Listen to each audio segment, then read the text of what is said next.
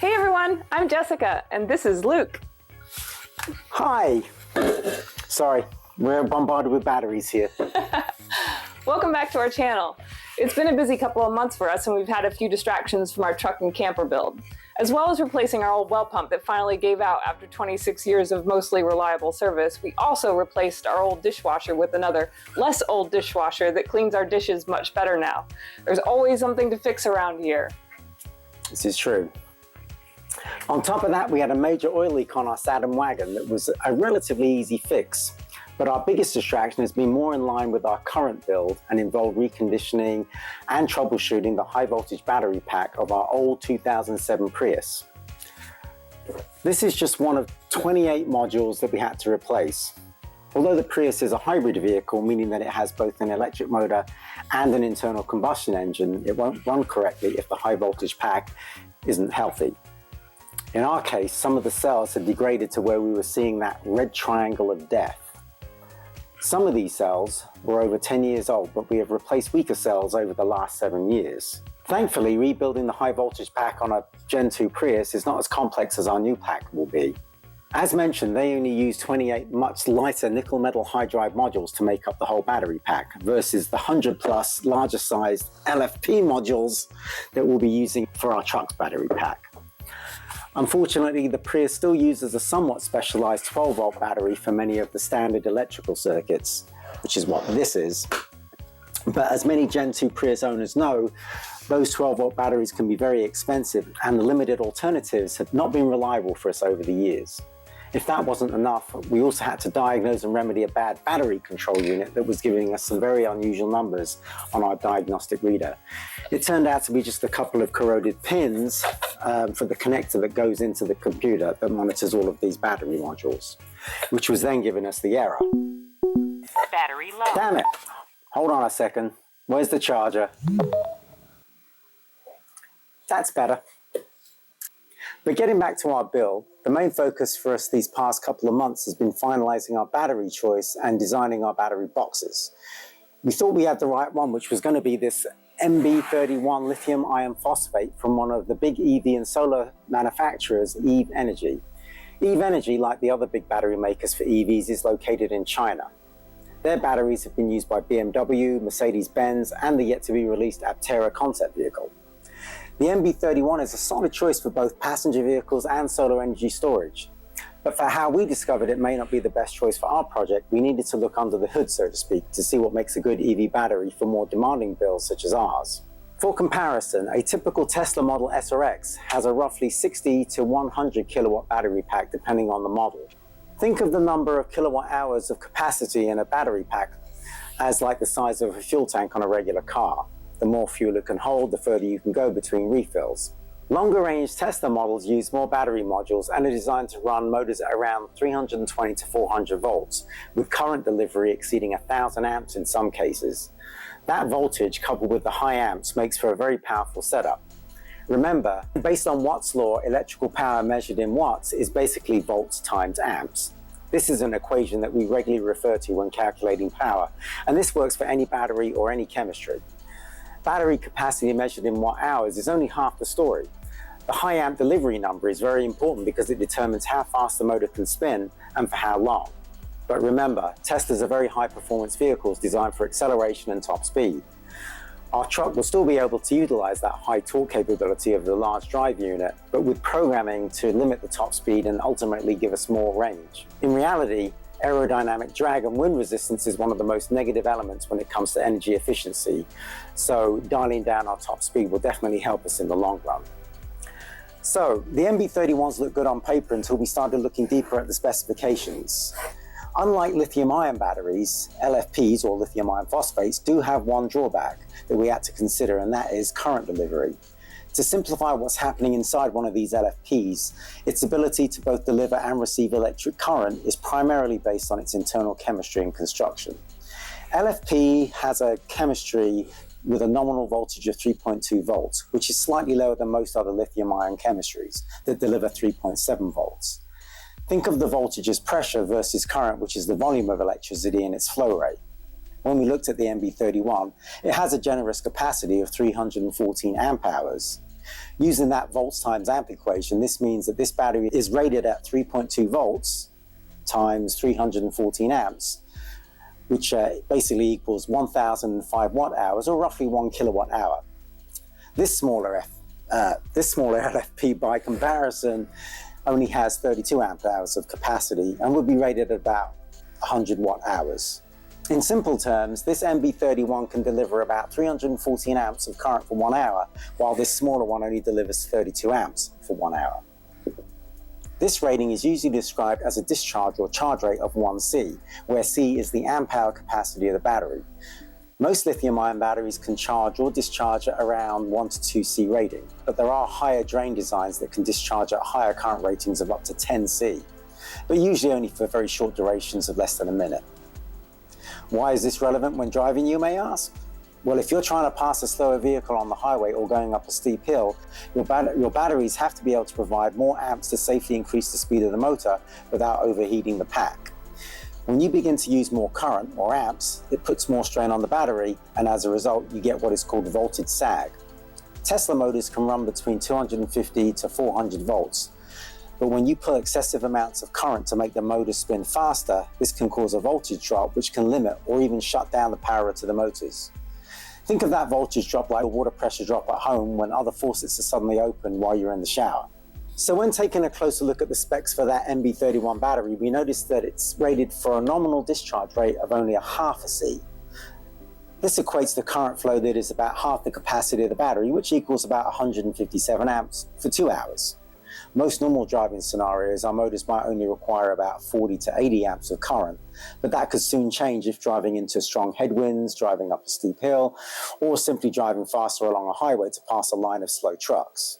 So with this potential limitation, we did a little bit more research and discovered a recently released LFP battery from EvEnergy that has better specs. It's similar in size and has a slightly higher capacity. This would be their LF324. This one does actually state a 1C continuous discharge rate, but also allows for higher bursts of current rated at 3C. This would be 3 times the 324 rating, equaling 973 amps.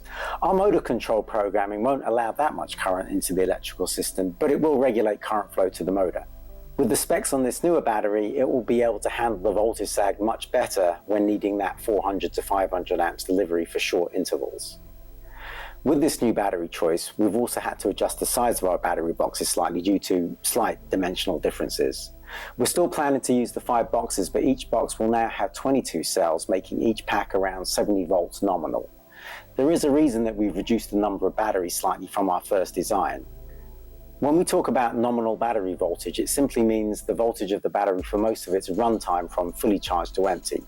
In reality, when a battery is fully charged, its voltage is temporarily higher until it reaches about 80% of its state of charge. Towards the end of their runtime, they'll drop down to about 2.5 volts, at which point we'd be reading close to empty on our battery fuel gauge.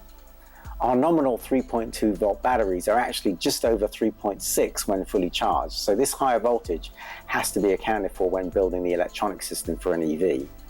Because our motors are designed for running at a max voltage of 400 volts, our 110 LFP batteries wired in series will only ever max out to about 400 volts.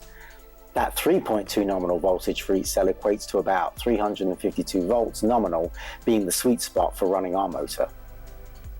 The other major consideration when it comes to batteries is their operating temperature. Most tests done on these LFP batteries in a lab are run at around 25 degrees C or 77 Fahrenheit. These particular batteries are rated to run between minus 35 to 65 degrees C. However, their charging temperature range is between minus 10 to 65 degrees centigrade.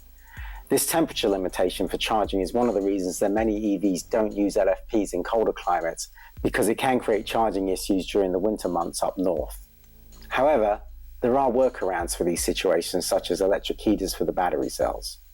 For our travel plans, we're more concerned with traveling in warmer climates where keeping our batteries cool will be our greatest challenge. For this, our battery packs will include liquid cooling plates that will run alongside and underneath the cells in every pack. Having 5 packs means that we need to calculate how much fluid needs to pass through the cooling plates and then sizing up our radiator and fans to regulate that coolant as needed.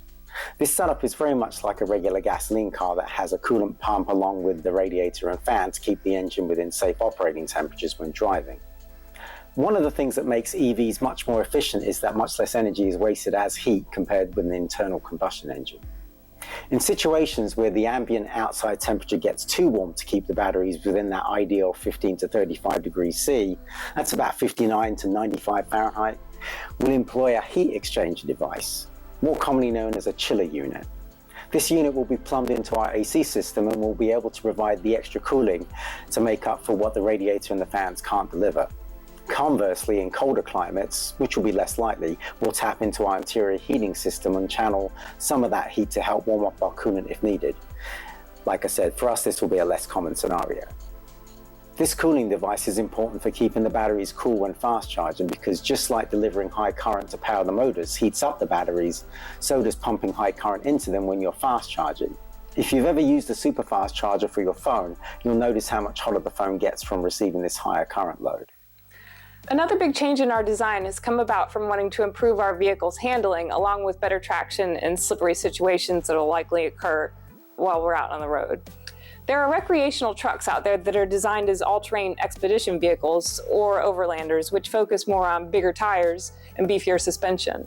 These are ideal for going off-road with the ability to access terrain that would otherwise be difficult or even inaccessible to most other campers or RVs.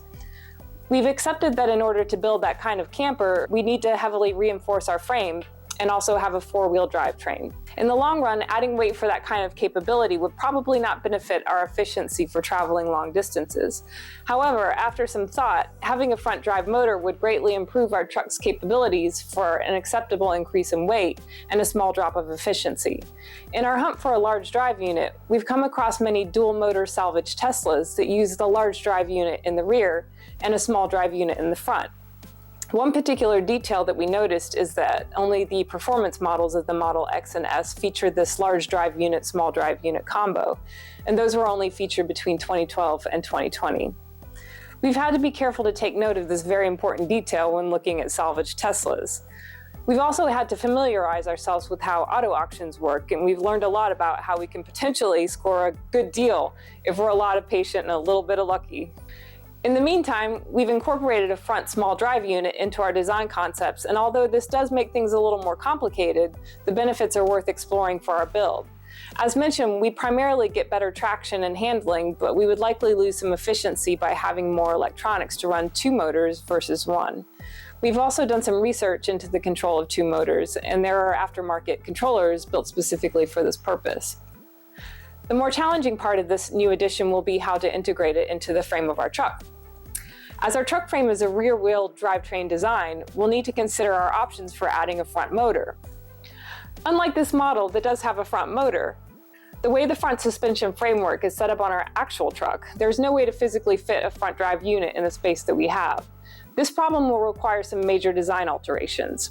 One option would be to find the front end drive assembly of a four-wheel drive GMT 400 at a junkyard, but that would require some major frame modifications that might also impact the space we have for our battery packs. Another option might be to find a donor vehicle with a four-wheel drive frame. We're still exploring our options, but we'll keep you posted on where we go with this decision on our design mod. In the next episode, we should have some updates on which direction we decide to go as far as switching to a dual motor design. However, we may also be distracted with another creative mechanical project of the paid variety that we can't really comment on right now. This may limit the frequency of our build progress videos, but don't panic. We're still as excited about keeping the momentum on this project going as you are watching it. Don't forget to subscribe to our YouTube channel and follow us on Facebook and Instagram. You could also share our channel with your family and friends who might want to learn a little bit more about electric vehicles and how they work.